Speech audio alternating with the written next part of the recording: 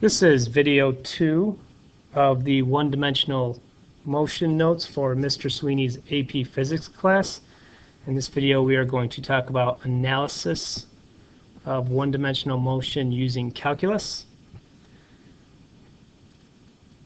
And we've already talked about differentiation in previous sections, but this process is used to determine a function which expresses the rate of change of another function.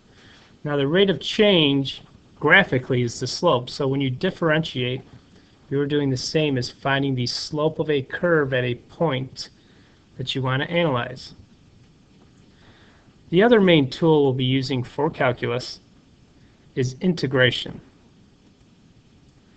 Integration is used to determine a function which expresses the area under the curve of another function.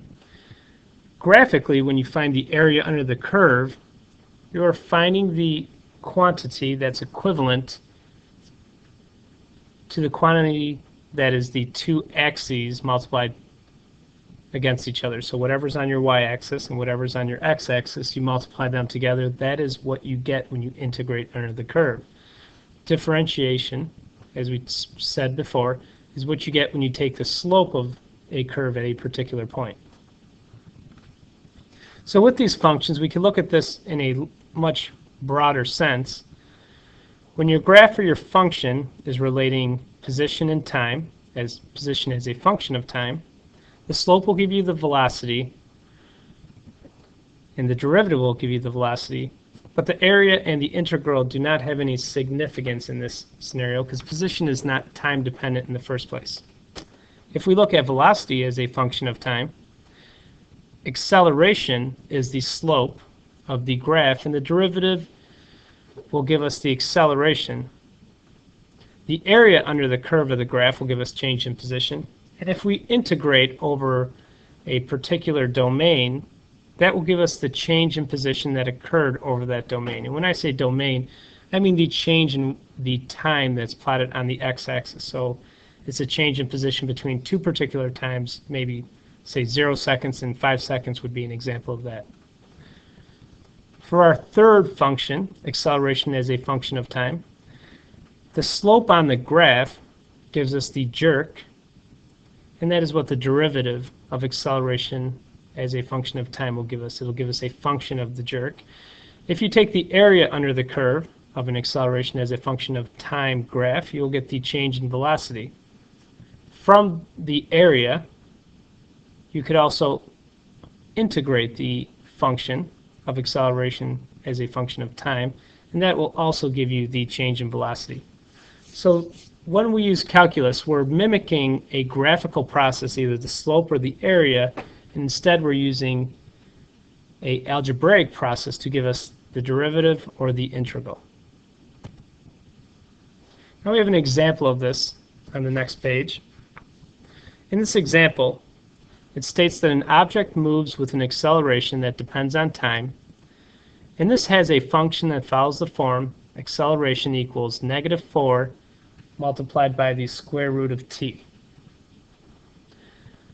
The velocity at its initial time equals 0 seconds, is 15 meters per second, and we want to know how far will this object travel until it comes to a stop. Now before we start this problem, we have to have an idea on a couple things just with some foresight about how we want to approach this problem. We have a range of time equals 0 as a starting point, but instead of having an ending point in time, instead we have a velocity that it starts with. But we do have an end point of velocity of 0 meters per second. So we do know what our change in velocity is. The approach to this problem is to convert our acceleration function by using the integral of it into a velocity function that's related to time. And because we know the change in velocity, we'll be able to take that change in velocity to find what our range of time is until it comes to the stop. So let's do that part first. We'll take our acceleration function and we'll integrate it with respect to time, and this will give us our change in velocity. So our delta v, change in velocity, is equal to the integral of -4 times the square root of t dt. when we integrate, this is the power rule in reverse, we get a function that says our change in velocity is equal to 2.7t raised to the 3/2 power. And that is -4 multiplied by 3/2 times t raised to the 3/2.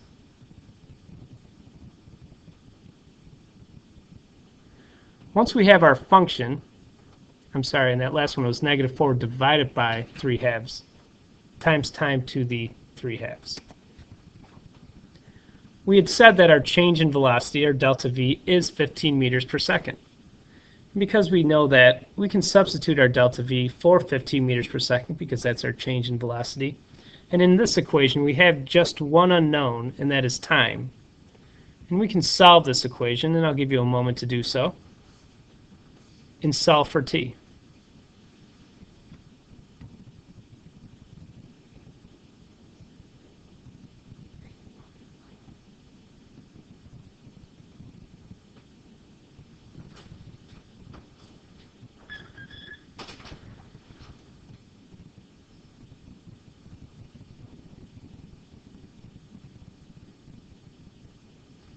Now we can see that our time is equal to 3.16 seconds. And if you haven't gotten that, you can just double check your work and make sure you do get to the point of 3.16 seconds. Having this time now gives us the domain of time. Our time goes from 0 seconds to 3.16 seconds, and that's the time frame in which we go from 15 meters per second down to 0 meters per second. Now that we have our time, we can use that time in our function of velocity and find what the change in position is. And this is what we were looking for initially in the problem, what our change in position is. And the change in position is equal to the integral of velocity dt. So we plug in the function we just found, -2.7t raised to the 3/2 power, and we integrate over there. Again, it is the power rule in reverse. So we'll take 2.7t, and we'll take that 2.7, we'll divide it by 5/2, and then we'll move our t instead of 3/2 to 5/2. And 2.7 divided by 5/2 is 1.8, and we get another function, 1.8t to the 5/2. This function is incomplete because we know that this function here gives us 1.8t, but it does not include our calculus constant. It does not include what our initial velocity is. So we have to add in this constant representing what our initial velocity is times time, because it's not just the change in position related to what happened during acceleration. It also must include the change in position that is related to what our initial velocity is. The negative 1.8t to the 5/2 represents the change in position from where we would be going based on the acceleration.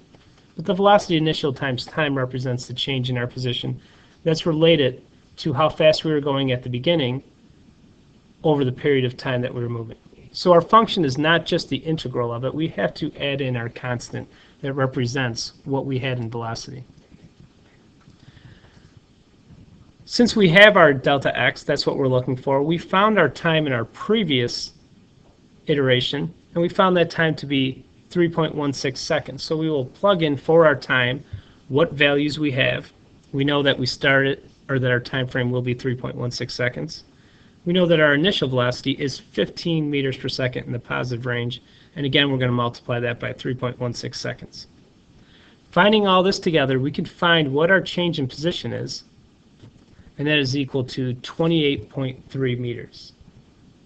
So this represents the totality of our change in position and an example of how we can use integration to go from acceleration all the way to a position. Remember that when you differentiate, your constants become 0, and so you don't lose anything as you move through differentiating. But when you integrate, when you go from acceleration to velocity and from velocity down to time, you have to keep in mind what other constants you may be leaving out. In this example, we had the initial velocity constant that we had left out before.